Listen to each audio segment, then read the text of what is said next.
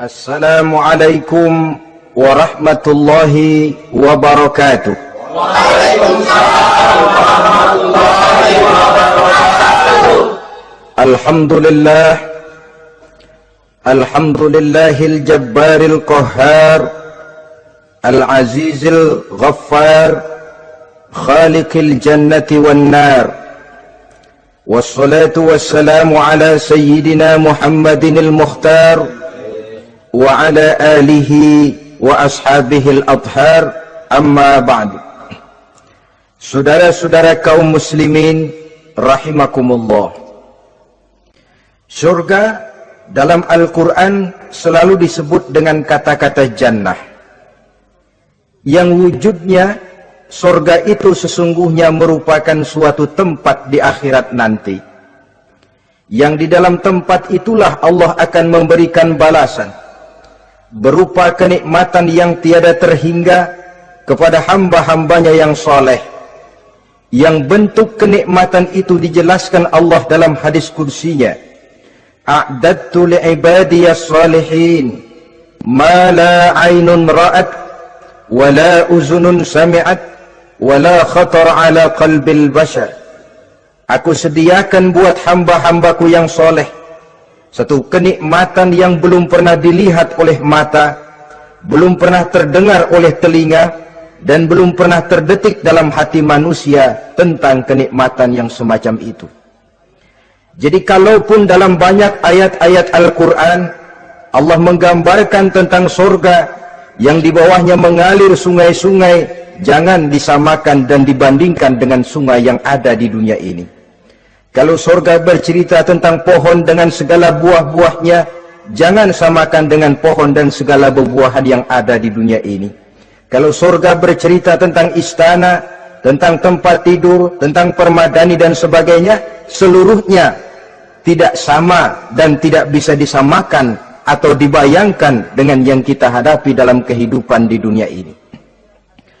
Di sanalah manusia akan menemukan kehidupan yang hakiki, yang sebenar-benarnya, yang tidak akan pernah berubah untuk selama-lamanya.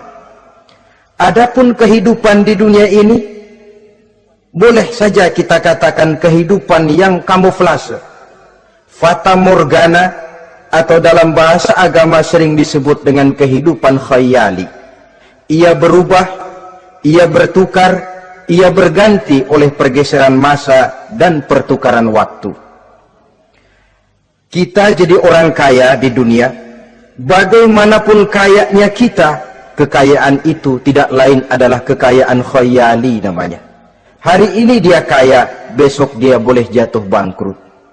Tengoklah orang-orang kaya di dunia ini, yang tidak cuma sekedar memperkaya diri untuk dirinya sendiri saja, tapi kadang-kadang sudah mempersiapkan untuk anak-anaknya, untuk cucu-cucunya, untuk iparnya, untuk besannya, pendeknya untuk seluruh keluarganya.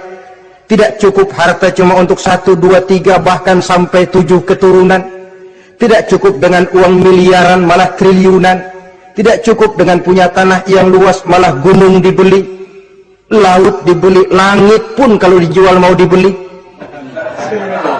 Sudah melampaui batas yang dinamakan kewajaran, dihinggapi penyakit rakus bin serakah alias tamak, lalu menghalalkan segala macam cara untuk mencapai harta, padahal itu tidak lebih dari bayangan khayali. Harta yang banyak itu mampukah menolak penyakit yang hendak datang? Harta yang banyak itu mampukah menahan tumbuhnya uban selembar di atas rambutnya? Harta yang banyak itu mampukah mencegah sebuah giginya yang hendak permisi? Dan pada akhirnya harta yang begitu banyak itu mampukah menolak kedatangan malaikat maut? Sama sekali ternyata tidak. Itulah kekayaan khayali namanya. Karena itu orang yang terbuka mata hatinya, dia tidak hanya mengejar kekayaan khayali ini, dia mengejar kekayaan hakiki yang terpendam di dalam kepribadian berupa al-akhlaqul karimah, akhlak dan budi pekerti yang terpuji yang menghiasi jiwa dan kehidupannya. Ada sifat sabarnya, ada sifat syukurnya, ada sifat qanaahnya, dan segala macam akhlak yang terpuji. Itulah kekayaan jiwa yang tidak bisa dinilai dengan materi. Kita punya pangkat, jabatan, kedudukan tinggi, pangkat apapun di dunia ini sesungguhnya tidak lebih dari pangkat khayali. Buktinya bahwa dia pangkat khayali, pangkat di dunia ini selalu ada bekasnya. Saudara kenal ada bekas camat, ada? Ada bekas lurah, ada bekas gubernur, ada bekas menteri, ada bekas presiden. Hari ini dia lurah, besok bekas lurah. Hari ini dia camat, besok bekas camat. Hari ini dia menteri, besok bekas menteri. Pangkat khayali.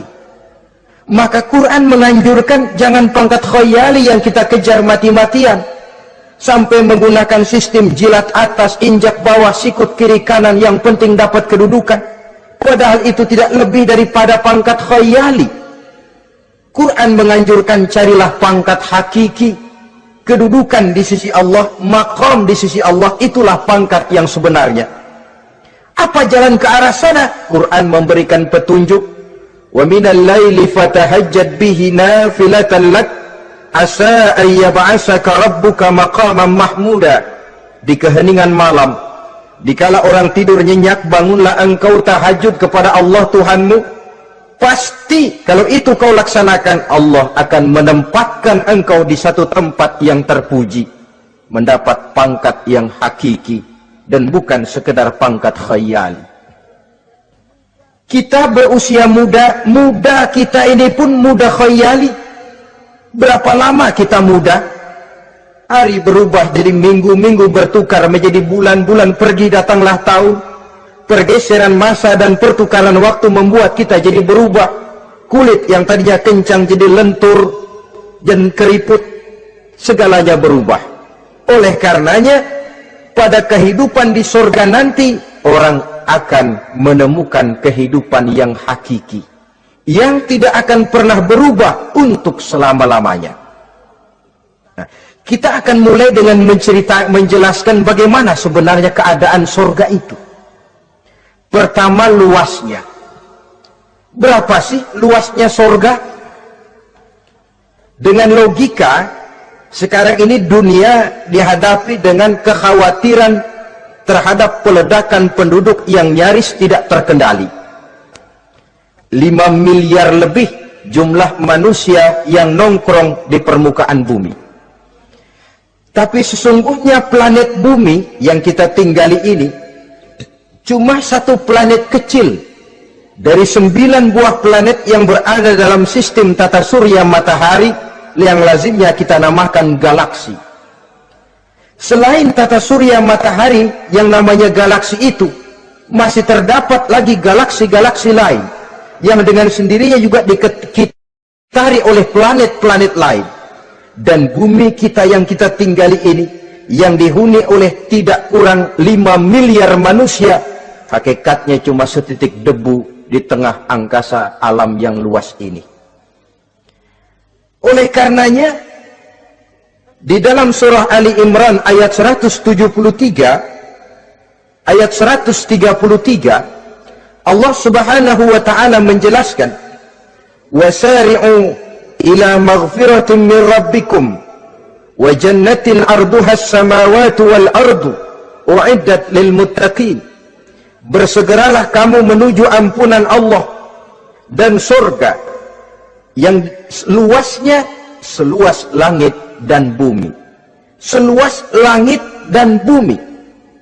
Sedangkan langit oleh mata telanjang ini kan tidak pernah kelihatan. Yang nampak oleh kita biru di atas itu cuma batas titik pandangan manusia yang terjauh. Dan konon itu adalah refleksi sinar matahari yang menyentuh air laut, melahirkan warna biru. Sedangkan hakikat langit itu sendiri sampai hari ini belum terjangkau oleh kemajuan ilmu pengetahuan. Sejauh-jauhnya manusia pergi baru ke bulan. Mungkin dalam beberapa tahun mendatang dia akan pergi ke planet-planet Mars dan planet-planet lainnya. Tapi itu masih terbatas dalam sistem tata surya matahari atau galaksi kita ini. Belum lagi sampai kepada langit yang pertama. Surga yang disediakan untuk orang-orang saleh ini luasnya seluas 7 lapis langit dan bumi. Jadi saudara tidak usah berpikir khawatir di surga nanti kehabisan kapling.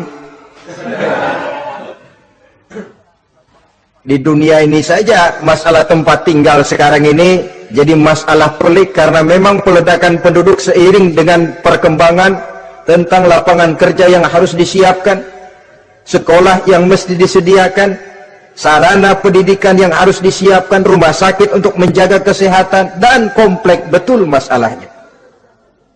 Tetapi di surga nanti arduhas samawati wal ard, luasnya seluas 7 lapis langit dan bumi. Satu keluasan yang hanya Allah saja yang maha tahu tentang batas-batasnya. Itu tentang luasnya surga. Lalu bagaimana keadaan di surga?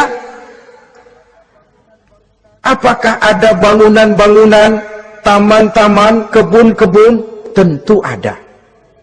Di surga ada kebun yang tanamannya berupa tumbuh-tumbuhan dan menghasilkan buah-buahan, yang buah-buahannya pun boleh dimakan oleh manusia, karena tidak akan pernah ada larangan lagi dalam kehidupan di sana. Dalam surah Ar-Rahman ayat 54 misalnya, kita dapati penjelasan dari Allah Subhanahu wa taala, wajanal jannataini dan. Begitu juga dalam surah Waqiah ayat 32 dan 33, Allah menjelaskan wa fakihatin kasiratin la maqtu'ati wa la mamnu'ah, dan di dalam surga itu terdapat buah-buahan yang sangat banyak sekali yang tidak pernah putus-putusnya, wala mamnu'ah, dan tidak dilarang untuk mengambilnya. Yang dimaksud la maqtu'ah, tidak terputus, artinya buah-buahan di surga itu begitu kita petik keluar lagi gantinya, dipetik lagi keluar lagi gantinya, la maqtu'ah, tidak pernah putus. Lainkan pohon di dunia ini hari kita petik keluar lagi kapan? Musim tahun depan, nungguin kita. La maqtu'ah, tidak pernah terputus buah-buahan itu, wala mamnu'ah, dan tidak terlarang untuk memetiknya. Adakah pohon pisang? Pohon pisang ada. Anggur banyak. Delima pun ada. Tetapi sekali lagi, bagaimanapun hakikat buah di surga cuma sama dalam nama, tapi lain dalam wujudnya. Nanti saudara pikir, di surga pisang, di sini juga banyak kalau cuma pisang mah. Di surga anggur, di pasar banyak anggur. Ini cuma nama yang sama, hakikatnya tentu berbeda. So kalau hakikatnya juga sama, ya nggak usah sampai ke akhirat, di sini pun cukup. Adanya nama-nama ini cuma untuk memberikan gambaran tentang buah-buah yang ranum, yang nikmat, yang lezat, dan yang digemari oleh manusia. Dan jangan heran, kalau di dunia ini biasanya pohon itu akarnya di bawah, buahnya yang di atas, maka di surga nanti terbalik pohon itu. Akarnya yang di atas, buahnya yang ke bawah. Sehingga orang nggak perlu tangga dan ngambil buah, tinggal metik saja, nggak perlu naik, nggak perlu manjat, nggak perlu bersusah payah. Saudara-saudara kaum muslimin rahimakumullah. Kemudian bangunannya bagaimana? Surga itu pun bertingkat. Di dalam Al-Furqan ayat 10, Allah Subhanahu wa taala menjelaskan, Tabarakallazi in syaa'a ja'ala laka khairan min dzalik jannatun tajri min tahtiha al-anhar wa yaj'al laka qusura. Maha suci Allah yang apabila ia menghendaki dijadikannya untuk kamu yang lebih baik daripada kehidupan dunia ini, yaitu surga yang di bawahnya mengalir sungai-sungai, dan dibangunkannya untuk kamu istana-istana di dalam surga. Jadi bangunan di surga pun berbeda sesuai dengan amalan orang yang masuk ke dalamnya. Seperti halnya perumahan di dunia ini, ada yang masuk kelas pondok indah, ada juga yang masuk kelas pondok pindah. Itu kan tidak sama itu. Ada pondok indah, ada pondok pindah. Sudah pondok pindah lagi. Kenapa bisa berbeda begitu? Ya tergantung kekuatan ekonominya. Makin tinggi nilai kekuatan ekonominya, makin mampu dia mendirikan istana di dunia. Tapi di surga nanti, yang bikin mampu bukan ekonomi. Yang bikin mampu adalah amalan pada waktu hidup di dunia. Makin banyak amalnya, dengan sendirinya makin baguslah istananya di surga. Tetapi yang namanya surga, dapat empernya juga sudah lumayan betul itu. Seemper-empernya surga masih jauh lebih baik daripada sebagus-bagus istana di dunia ini.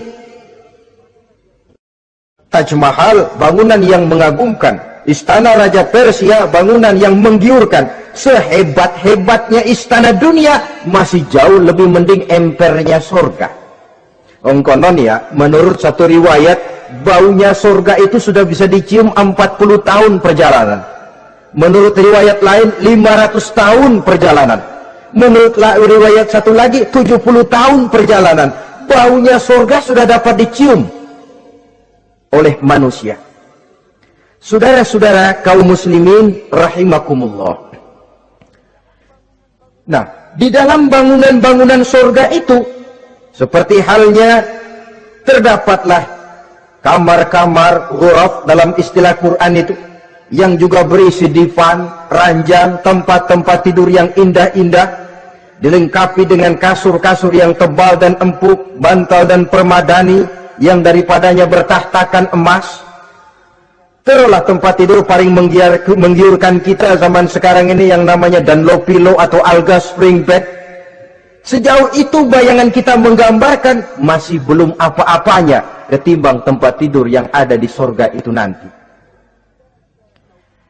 Saudara-saudara kaum muslimin, apakah juga penduduk surga makan, minum, memakai pakaian? Iya.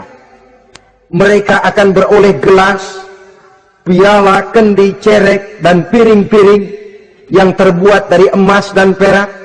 Tentu tidak usah gambarkan lagi macam emas dan perak di dunia.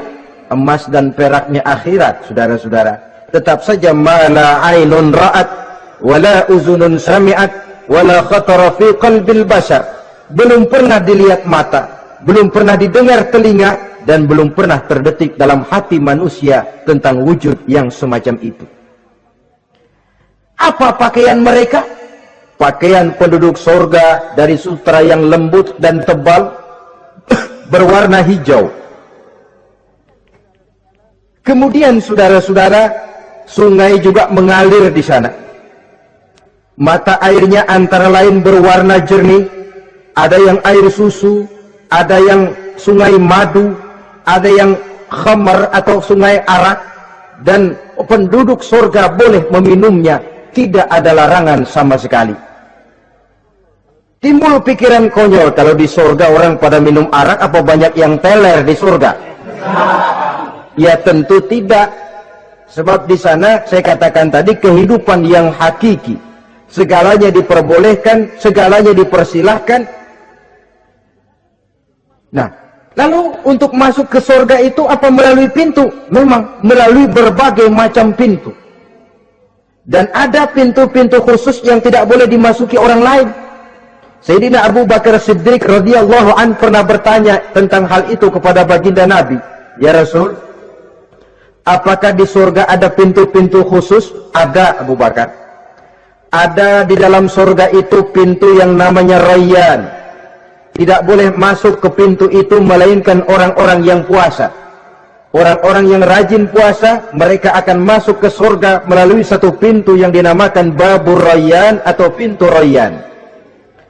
Ada pintu jihad, yang masuk lewat itu hanya mereka orang-orang yang waktu di dunia sepanjang hidupnya berisi jihad, menegakkan dan meninggikan kalimat Allah. Ada Babur Sedekah, pintu yang hanya boleh diliwati oleh orang-orang yang rajin bersedekah, ringan tangan dalam memberikan bantuan kepada orang-orang yang memang memerlukannya. Dan setiap orang melalui pintu yang sesuai dengan amalannya masing-masing. Ketika itu Abu Bakar bertanya, ya Rasul, Apa ada orang yang dipanggil dari tiap pintu? Tiap pintu manggil dia. Kata Nabi, ada Abu Bakar, dan saya doakan kau masuk salah satu di antara orang yang dipanggil dari tiap pintu. Ini orang multi komplek ini. Puasa, dia ahli puasa. Soal jihad, sepanjang hidupnya dia jihad. Sedekah memang tangannya pemurah. Tahajud memang tiap malam. Sementara itu akhlaknya luhur. Tiap pintu manggil dia. Dalam hadis ada juga perempuan yang bernasib baik. Dijelaskan oleh Nabi, "Iza sallatil mar'atu khamsaha wa shamat shahraha wa hafizat farjaha wa ata'at zawjaha qila laha udkhuli min ayyi abwabil jannati syi'ti." Apabila seorang perempuan dia kerjakan solat yang 5 waktu, dia puasa di bulan Ramadan, dia jaga kehormatan dirinya, kemudian dia taat kepada suaminya, di akhirat nanti dikatakan kepada perempuan tadi, "Wahai perempuan, udkhuli min ayyi abwabil jannati syi'ti." Masuklah kamu ke dalam surga dari pintu mana saja yang kamu mau. Disuruh pilih, saudara-saudara. Nah, kalau kita waktu di dunia ini tidak ada keistimewaan amal, bingung mau masuk pintu mana. Ramadan puasanya kayak gendang. Depan doang sama belakang, penutupan sama pembukaan, peserta kehormatan. Tengah-tengahnya kosong. Nanti mau masuk pintu royan, ditanya, ini pintunya orang yang puasa. Kamu puasa Ramadan? Puasa juga sih. Puasa juga sih bagaimana? Iya, pembukaan mau penutupan. Tengahnya kosong, nggak bisa lewat pintu sini, cari pintu lain saja. Mau masuk kita lewat pintu jihad, ditanya lagi, kamu lewat sini apa merasa pernah berjuang membela agama waktu di dunia? Mau lewat pintu sholat, apa kau termasuk orang yang konsekuen menjaga sholat? Bersyukurlah kita kalau tiap pintu memanggil. Kalau tidak, adalah salah satu amal kita yang menunjukkan keistimewaan kita. Karena itu beramal nggak perlu banyak, yang penting rutinnya, istiqomahnya.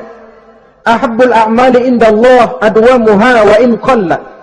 Amalan yang paling dicintai Allah yang dikerjakan secara tuntas walaupun tidak banyak. Saudara baca ayat Quran nggak banyak, satu malam cuma 3 ayat, tapi rutin tiap malam 3 ayat, tiap malam 3 ayat.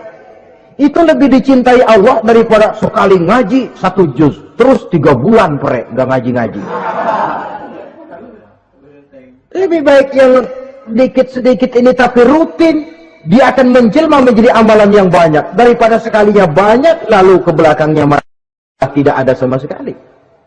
Hendaknya ada amalan-amalan kita yang menunjukkan keistimewaan dan kelak akan menjadi pintu yang kita tempuh di surga nanti. Apabila kita sudah melalui pintu-pintu surga itu dan tinggal di dalamnya dengan pakaian, dengan perhiasan, dengan makanan dan minuman sebagai yang saya sebutkan tadi, maka kita pun dalam kehidupan di sana akan dilayani oleh pelayan-pelayan muda. Yatufu alaihim wildanun mukhalladun. Pelayan-pelayan yang muda itu keliling melayani apa keperluannya dan tidak pernah tua pelayan itu. Sebagaimana kita pun tidak akan pernah tua. Pendeknya sudah jadi king of king di surga itu. Jadi raja di raja. Fasilitas serba cukup, apa yang kita mau tersedia, tidak ada larangan dan pelayan seperlunya diberikan kepada kita. Nah, bagaimana keadaan penduduk surga? Dari Imam Tirmizi dijelaskan satu hadis, berkata Hasan al-Basri, "Ahlul jannati kulluhum abna'u 33 sanah." Mereka rata-rata orang-orang muda penduduk surga itu. Umurnya tidak lebih 33. Ya muda-mudanya, cakep-cakepnya, ganteng-gantengnya. Pantas kalau suatu hari ada perempuan tua menghadap Rasul. "Ya Rasul, saya ahli ibadah. Saya beriman kepada Allah, saya cinta kepada Islam, apakah saya akan masuk surga ya Rasul?" Nabi senyum, "Enggak bu, nenek-nenek enggak masuk surga." Itu perempuan nangis sejadi-jadinya. "Ya Rasul, kalau gitu sia-sia tahajud saya. sia-sia puasa saya, sia-sia segala macam ibadah saya. Nenek-nenek nggak masuk surga ya Rasul, sayang benar segalanya.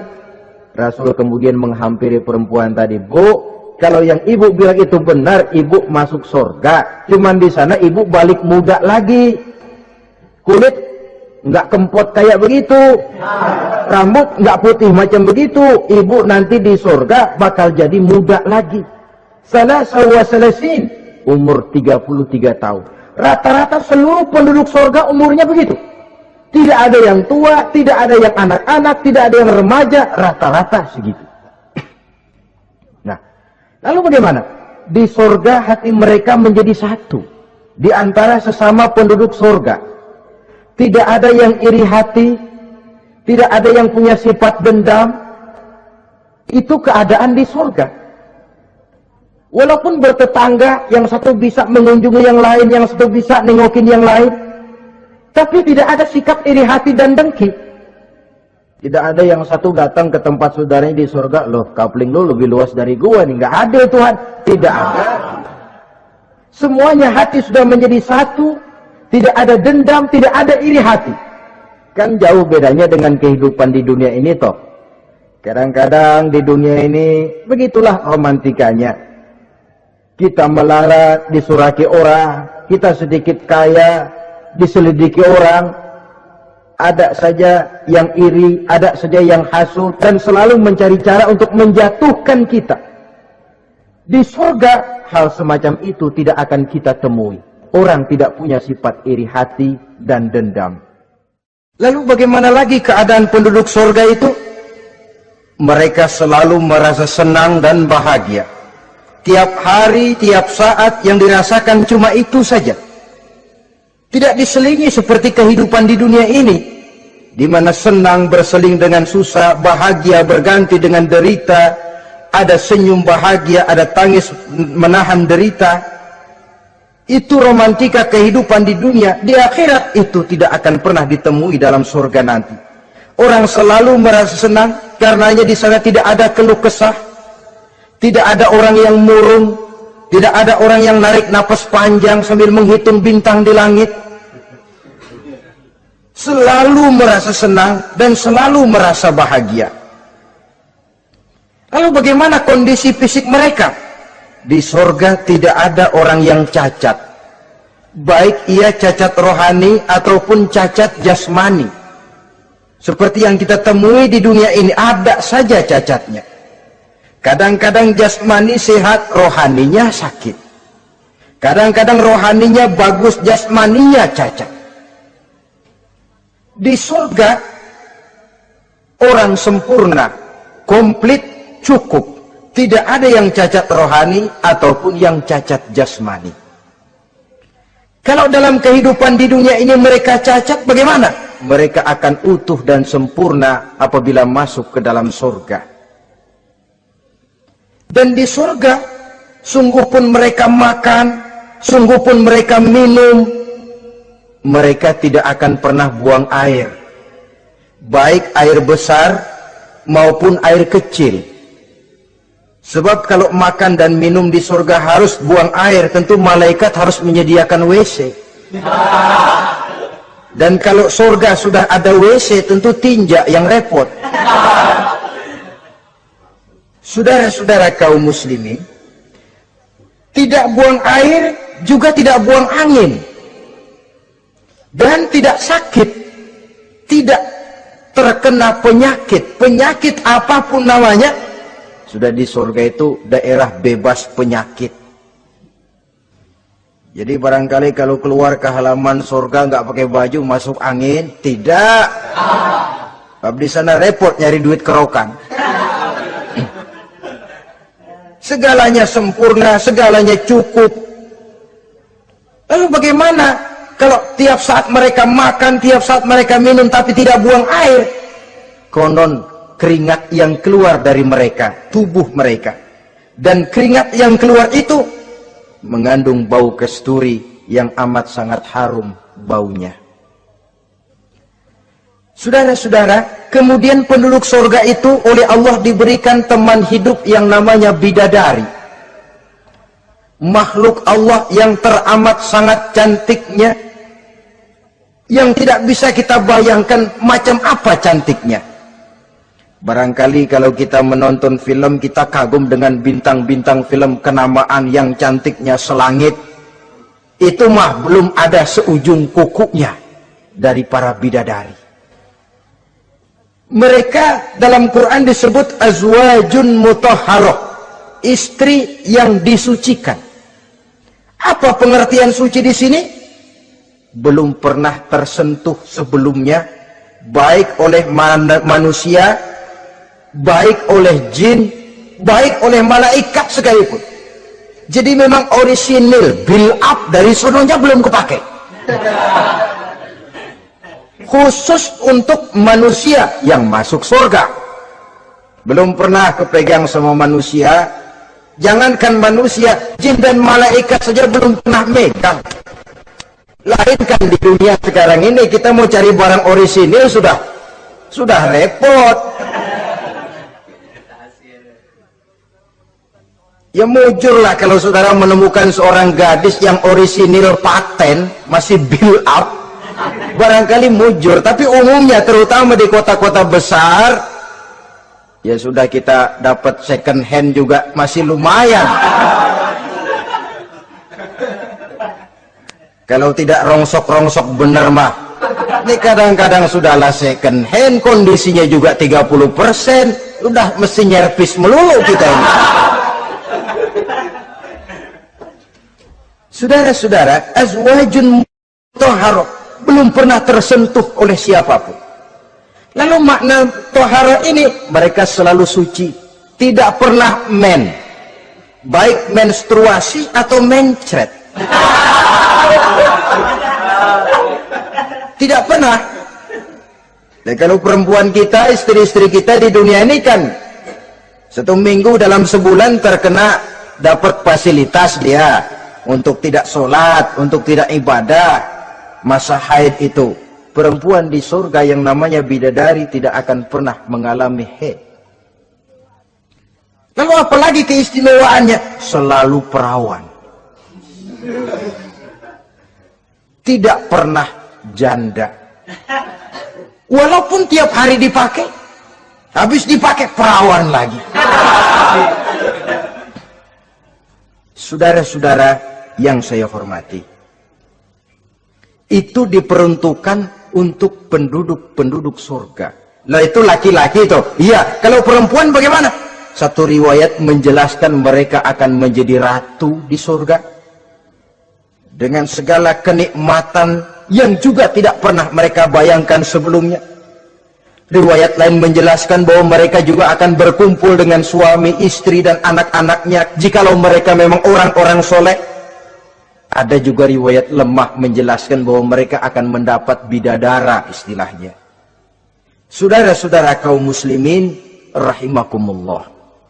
Pendeknya, surga dan seluruh kenikmatan yang ada di dalamnya tidak pernah mata melihat, belum pernah telinga mendengar, belum pernah terdetik dalam hati manusia. Oh, di surga begini kali ya.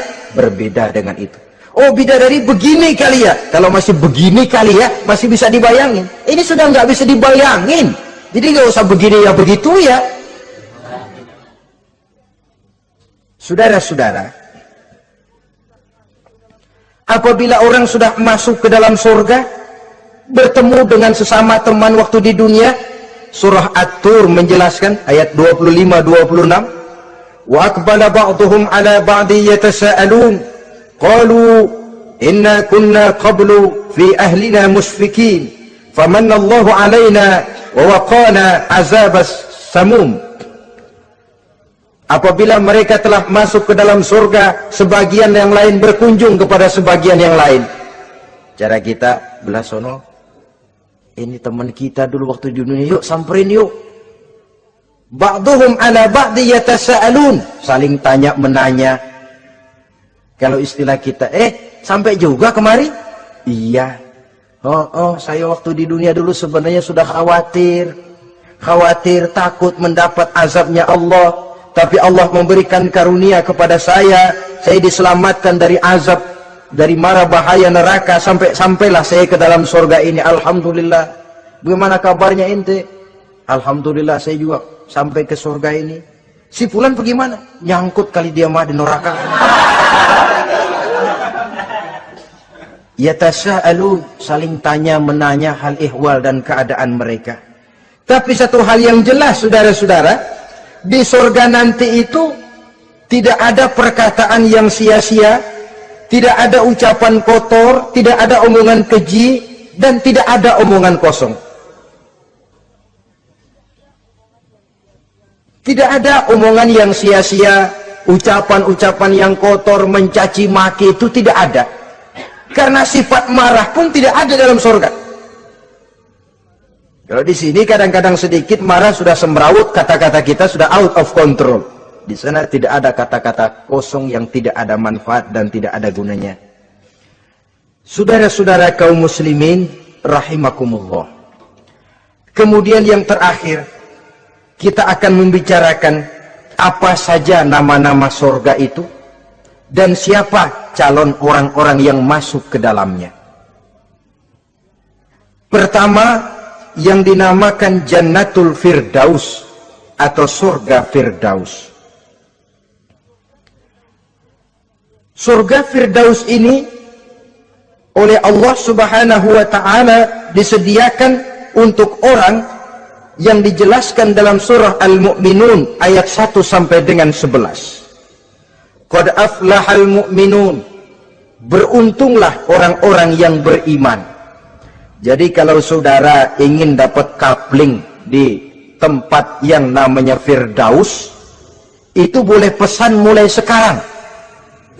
Nafas masih ada, Allah masih memberikan kesempatan untuk hidup, pesan tempat dari sekarang. Apa harga karcisnya? Pertama, qad aflahal mu'minun, harus beriman. Ini syarat mutlak. Tidak beriman, nggak usah minta karcis. Minggir. Ini karcis pertama harus untuk orang yang beriman. Setelah itu yang kedua apa? Allazina hum fi salatihim khashi'un. Mereka yang khusyuk di dalam solatnya.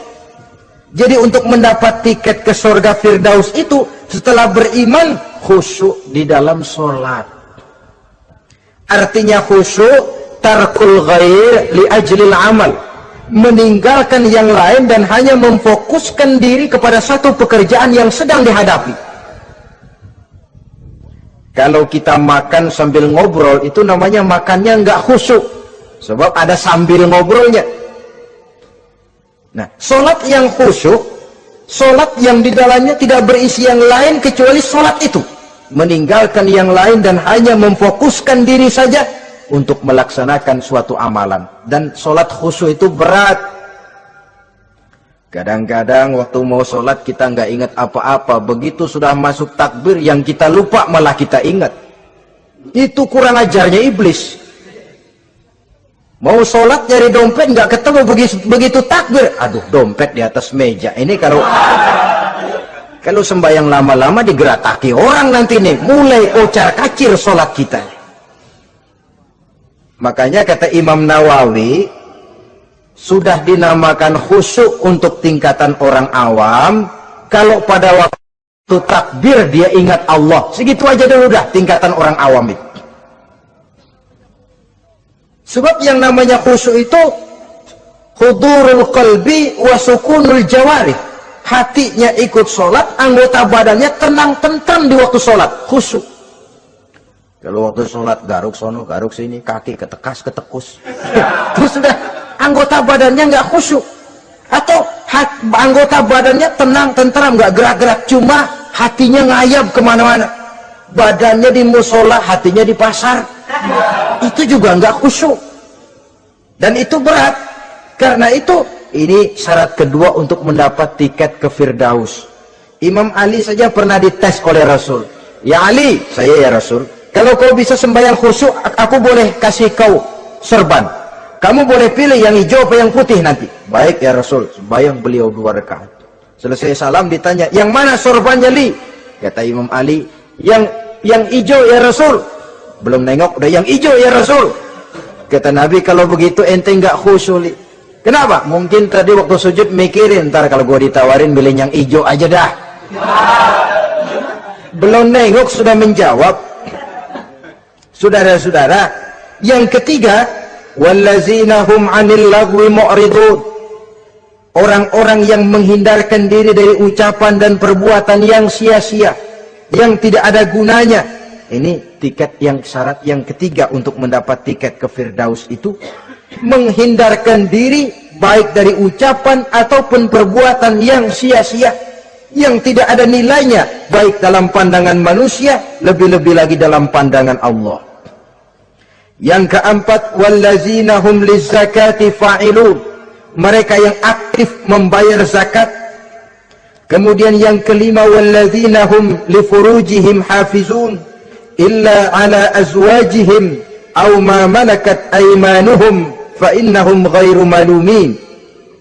Orang-orang yang memelihara kehormatan dirinya kecuali kepada istrinya atau kepada budak sahayanya, pandai mengendalikan nafsu, tidak terperosok memperturutkan syahwatnya. Yang keenam, wallazina hum li amanatihim wa ahdihim raun.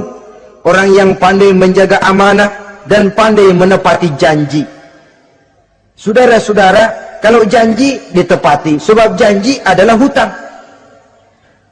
Yang ketujuh, wallazina hum ala sholawatihim yuhafizun. Mereka juga selalu memelihara, tidak cuma sekedar khusyuk, tapi memelihara sholat dengan baik. Ayat ke-11 dari Al-Mu'minun ini ditutup oleh Allah dengan jelas, ulaika humul warisun allazina yarisuna al-firdausa hum fiha khalidun. Mereka itulah para ahli waris yang akan menerima warisan berupa surga Firdaus dan mereka kekal di dalamnya. Kalau tadi sudah kita tangkap bahwa begitu besar kenikmatan yang ada di dalam surga, ternyata barang yang mahal memang tidak mudah untuk didapat. Saudara-saudara, inilah surga Firdaus. Adapun yang kedua, nama surga itu disebut dalam Quran Jannatu Adnin, surga Aden. Untuk siapa mereka? Dalam surah Ar-Ra'd ayat 22 dan 23 Allah menjelaskan, wallazina sabaru ibtigha'a wajhi rabbihim wa aqamus shalah wa anfaqu mimma razaqnahum sirran wa alaniyah wa yadra'una bil hasanati sayyi'ata ulaika lahum uqbad dar jannatu adnin yadkhulunaha. Dan orang-orang yang sabar, wallazina sabaru, orang-orang yang sabar. Sabar dalam apa? Ibtigha'a wajhi rabbihim, dalam menuntut keridhaan Allah. Sabar dalam mencari keridhaan Allah. Sujud mencari keridhaan Allah, sabar. Puasa mencari keridhaan Allah, sabar. Melaksanakan segala macam ibadah untuk mencari keridhaan Allah, sabar. Ini syarat untuk mendapat tiket ke surga Aden nanti, Jannatu Adnin. Sabar dalam mencari ridho Allah. Apalagi di zaman sekarang katanya persaingan hidup makin tajam, lapangan kerja makin sulit, mental hipokrit makin merajalela, golongan munafik alias bunglon ada di mana-mana. Kalau nemplok di daun kuning warnanya kuning, hinggap di daun hijau dia jadi hijau, nempel di dahan coklat jadi coklat. Menjilat ke sana kemari, bukan untuk mendapat ridho Allah kadang, tapi untuk mendapat ridho atasannya, mendapat restu atasannya. Ini kan realita dalam kehidupan. Saudara-saudara, mencari muka, padahal seorang muslim ibtigha'a wajhi rabbihim, sabar dalam mencari ridho Allah. Lalu wa aqamus shalah, mereka mendirikan salat. Di sini hanya pengertian umum, mendirikan salat. Kalau dalam Firdaus tadi ditegaskan, tidak cuma sekedar mendirikan, tapi juga khusyuk dan memelihara. Ini mendirikan, saudara-saudara. Maaf, Ada orang yang mengerjakan sholat, ada orang yang mendirikan sholat. Apa bedanya itu? Kalau mengerjakan sholat cuma sekedar gugur kewajiban. Pokoknya gugur kewajiban beres. Kadang-kadang pulang sembahyang Jumatnya bersendal. Enggak sembahyang dia, sembahyang. Kok nyolong sendal pulangnya? Itu baru ngerjain sholat, belum mendirikan sholat. Kalau mendirikan sholat, selesai sholat, ajaran sholat diterjemahkan dalam kehidupan. Itu mendirikan namanya. Ada istimror, kontinuitas alias kesinambungan. Selesai sholat, akhlak sholat, ajaran sholat diterjemahkan di luar sholat. Itu makna aqamus sholat. Apalagi syarat yang ketiga untuk mendapat tiket ke surga Aden ini? Wa anfaqu mimma razaqnahum sirran wa alaniyah. Menginfakkan, membelanjakan di jalan Allah rezeki yang diberikan kepada mereka, baik terang-terangan maupun sembunyi-sembunyi. Maka sedekah itu terang-terangan baik, sembunyi-sembunyi juga baik kalau niatnya ikhlas karena Allah. Terang-terangan baik, kenapa? Untuk merangsang orang lain supaya berbuat seperti kita. Bukan untuk dipuji, bukan untuk mendapat ria. Saudara-saudara, saya yang miskin nyumbang 100.000, saudara berapa yang kaya? Ini boleh untuk merangsang orang lain. Tapi kalau untuk ria, itu tentu dilarang oleh agama. Terang-terangan boleh, sembunyi juga boleh, bahkan itu yang dianjurkan oleh Nabi. Tangan kiri tidak tahu apa yang diberikan oleh tangan kanannya. Saudara-saudara, lalu yang keempat, wa yadra'una bil hasanati sayyi'ata. Mereka menolak kejahatan dengan kebaikan. Dia hanya tidak berteriak-teriak tentang kemiskinan, tapi melakukan usaha bagaimana mengatasi kemiskinan. Dia tidak hanya berteriak dengan mengemukakan berbagai macam kemunkaran, tapi mengimbanginya dengan menanamkan segala macam kebajikan. Seperti sekarang ini tuh. Air saja kalau cuma dibendung tapi tidak disalurkan, kan ngebludak, jebol bendungan. Kita cuma teriak anak-anak muda dihantam oleh kebudayaan barat yang merusak moral. Tapi mana kebudayaan Islam kita? Gak pernah kita timbulkan. Musuh kita adalah kemiskinan dan kebodohan, jelas. Tapi apa langkah ekonomi yang kita lakukan untuk mengatasi kemiskinan? Dan bagaimana upaya kita meningkatkan mutu pendidikan? Kadang-kadang yang mutunya baik, mahalnya nggak kejangkau oleh lapisan rakyat yang di bawah, menengah ke bawah ini. Itu yang jadi problem. Orang yang mendapat tiket ke surga Aden ini, mereka menolak kejahatan dengan mengimbanginya, melakukan kebajikan. Tidak cuma teori, tidak cuma propaganda, tapi ada langkah konkret bahwa untuk membentengi kemaksiatan harus diperbanyak munkarat. Untuk mengimbangi segala macam perbuatan durjana harus dikembangkan majelis taklim pesantren, menghidupkan akhlak Islamiyah dalam kehidupan sehari-hari. Wa yadra'una bil hasanati sayyi'ah. Orang semacam itulah yang akan mendapat tiket ke surga Aden atau Jannatu Adnin nanti. 2. Adapun surga yang ketiga dinamakan Jannatun Naim. Surga Naim. Naim mengandung arti penuh kenikmatan.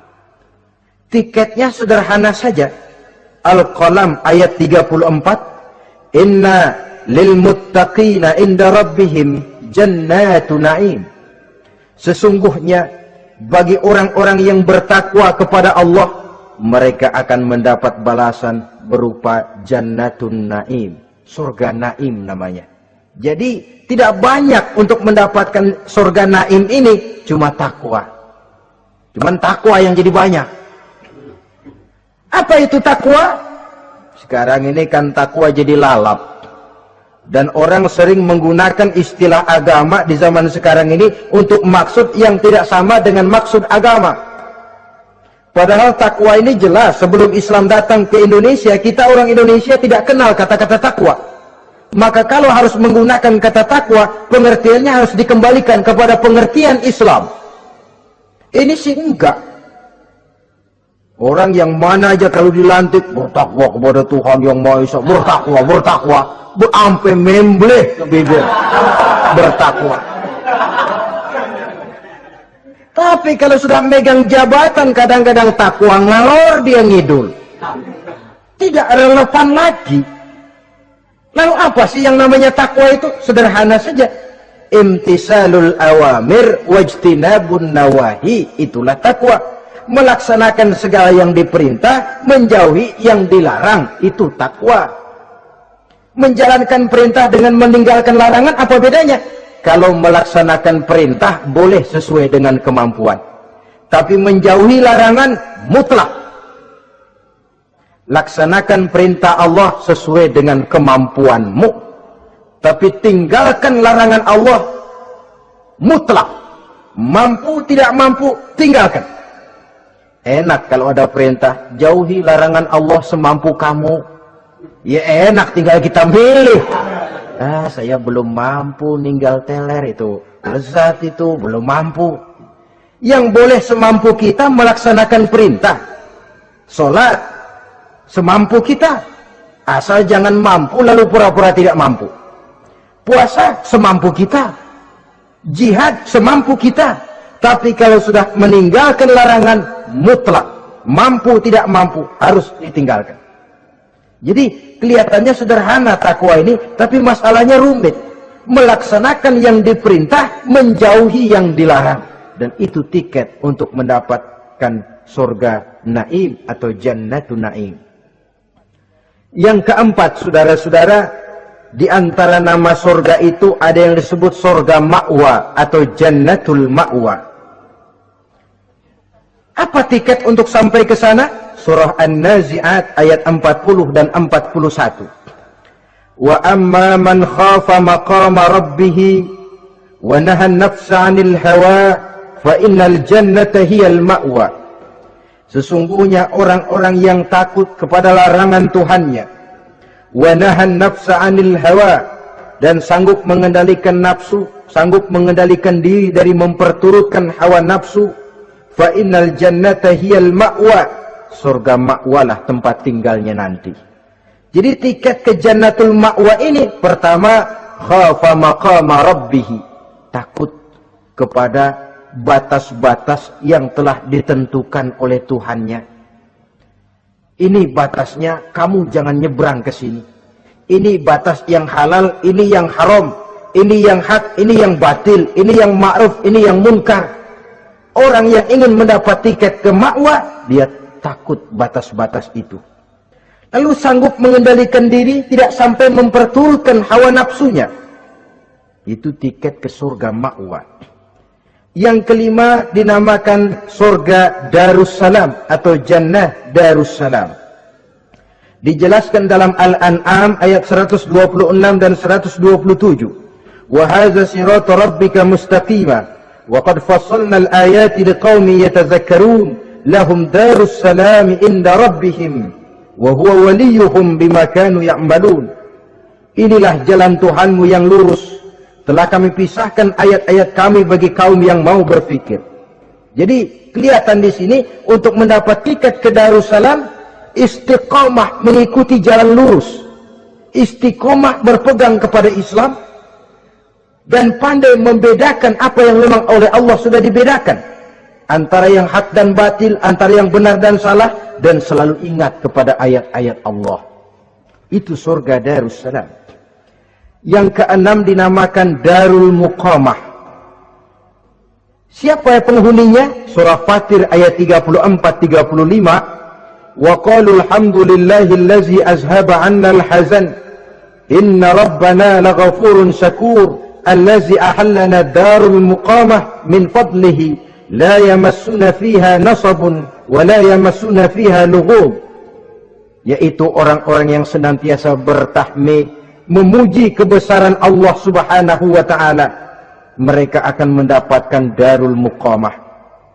Yang ketujuh dinamakan surga maqamul amin. Ini pun disediakan untuk orang yang bertakwa, seperti dalam Ad-Dukhan ayat 51, innal muttaqina fi maqamin amin. Dan yang terakhir, yang ke-8 adalah surga khuldi atau jannatul khuldi. Dalam surah Al-Furqan ayat 15 dijelaskan, qul adzalika khairun am jannatul khuldi allati wu'idal muttaqun kanat lahum jazaan wa masira.